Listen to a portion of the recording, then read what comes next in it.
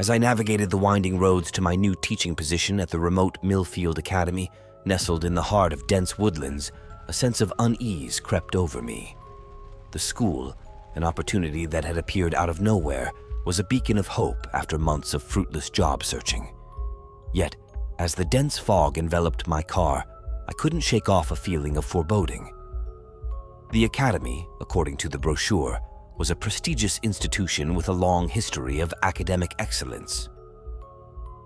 However, as I approached, the dilapidated state of the building contrasted sharply with the grandeur I was promised. The once majestic structure was now a shadow of its former self, its walls covered in ivy, windows boarded up, and an eerie silence pervading the air. I was greeted by the headmaster, Mr. Hawthorne, a gaunt figure with piercing eyes that seemed to look right through me. "Welcome, Mr. Thompson. We've been eagerly awaiting your arrival," he said, his voice a whisper that seemed to echo through the empty halls.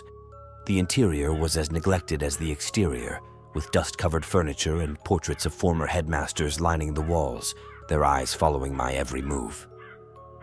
Mr. Hawthorne led me to my classroom, a quaint room with antique desks and a large, imposing blackboard.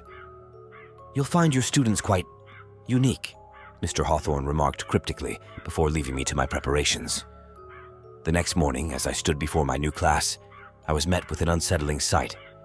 The students, all dressed in outdated uniforms, stared at me with hollow eyes, their expressions void of any emotion. As I began my lesson, their unblinking gazes made me increasingly uncomfortable, a chill running down my spine with every word I spoke.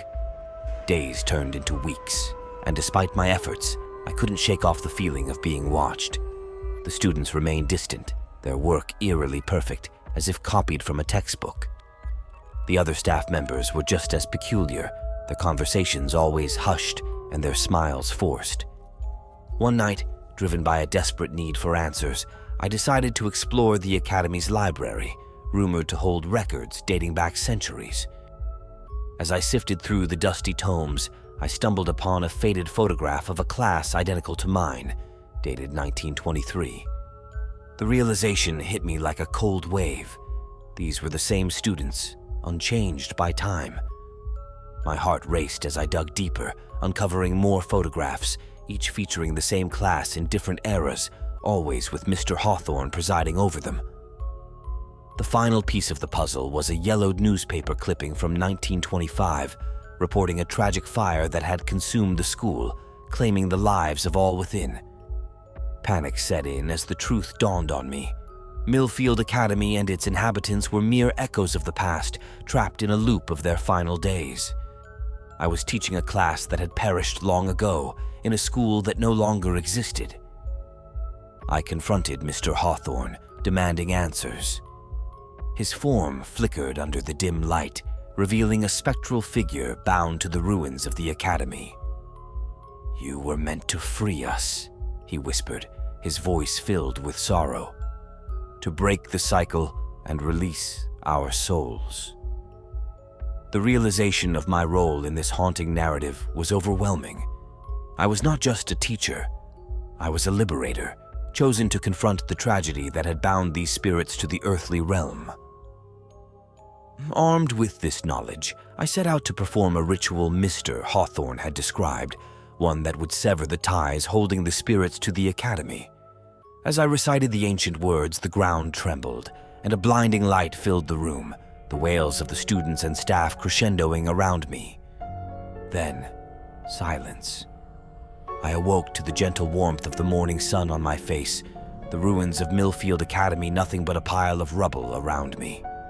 The spirits had been freed, their presence no longer lingering in the air. As I walked away from the remains of the academy, I couldn't help but feel a sense of loss for the students I had come to care for, despite their ghostly nature. Millfield Academy, with its dark history and trapped souls, was a chapter of my life I would never forget. The experience had changed me, leaving me with a profound understanding of the thin veil between the living and the dead. I had come to Millfield as a teacher, but I left as a guardian of its legacy, a keeper of the story of the school that never existed. The chill of the October night seeped through my coat As I made my way to the outskirts of Willow's End, a town whispered about in the neighboring cities for its peculiar Halloween traditions. My name is Ethan, a curious soul by nature, drawn to the mysteries of the unexplained. This year, I was determined to experience the legendary Night of Shadows, a celebration shrouded in secrecy and rumored to be a gateway to the supernatural. As I approached the town square, the eerie glow of jack-o'-lanterns cast dancing shadows on the cobblestone streets, their carved faces grinning menacingly in the night. The townsfolk, dressed in elaborate costumes, moved like specters through the fog that blanketed the ground, their laughter and chatter adding to the surreal atmosphere. I was greeted by an old man, his face hidden beneath the hood of his cloak, a lantern swinging gently in his gnarled hand. "Welcome, traveler. You've come to witness the Night of Shadows, have you not?" he rasped, his voice as cold as the grave. Nodding, I followed him through the winding streets to the heart of the celebration, a grand old mansion that loomed ominously at the edge of town. Its towering spires and Gothic architecture seemed to pierce the very sky, and as we approached, the sound of music and revelry grew louder. The old man left me at the entrance with a word of caution: "Beware the shadows, for not all is as it seems on this night." Inside, the mansion was alive with the spirit of Halloween, its grand halls adorned with antique furnishings and draped in cobwebs, the air filled with the scent of spiced cider and pumpkin. The guests, their costumes a blend of the grotesque and the fantastical, danced and mingled, oblivious to the world beyond the mansion's walls. As the night wore on, I found myself drawn to a grand staircase that spiraled upwards into darkness. Compelled by an unseen force, I ascended, each step echoing ominously in the still air. At the top, a long, dimly lit corridor stretched before me, its walls lined with portraits that seemed to watch me with eyes that followed my every move. A faint melody led me to a door at the far end of the corridor, its wood aged and warped. Pushing it open, I entered a room bathed in moonlight, its windows wide open to the night. In the center, a grand piano, its keys moving of their own accord, playing a haunting tune that resonated deep within my soul. Mesmerized, I approached, my reflection in the polished surface of the piano distorted and shifting, as if not my own.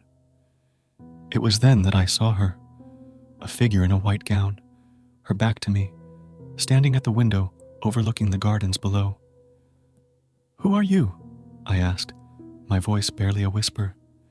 She turned slowly, her face hidden beneath a veil of lace, her eyes shining with an ethereal light. "I am the keeper of this night, the guardian of the threshold between worlds," she replied, her voice a melody that echoed the tune of the piano. "Why am I here?" I questioned, my heart racing with a mix of fear and fascination. "To witness the true essence of the Night of Shadows, to see beyond the veil," she said, gesturing to the window. As I looked out, the gardens transformed before my eyes, the shadows coming to life, twisting and turning into figures that danced in the moonlight, their forms shifting between human and spectral. The boundary between the living and the dead blurred, and I realized I was standing at the crossroads of realms, a spectator to a convergence that occurred but once a year. The woman's voice brought me back. "Remember, traveler, what you see here is a gift and a curse. The knowledge of the shadows is not for the faint of heart." As the clock struck midnight, a chill wind blew through the room, extinguishing the candles and plunging us into darkness. When the light returned, the woman was gone, and the piano fell silent, its melody lingering in the air like a forgotten whisper. I made my way back to the celebration, the sights and sounds of the mansion now seeming distant and muffled, as if I was moving through a dream. The guests appeared to me as shadows, their laughter and joy a stark contrast to the solemnity of what I had witnessed. As dawn broke, the night of shadows came to an end, and the town of Willow's End returned to its slumber, the magic of the night fading with the rising sun. I left the town behind, carrying with me the memories of a night where the veil was lifted and the realms intertwined.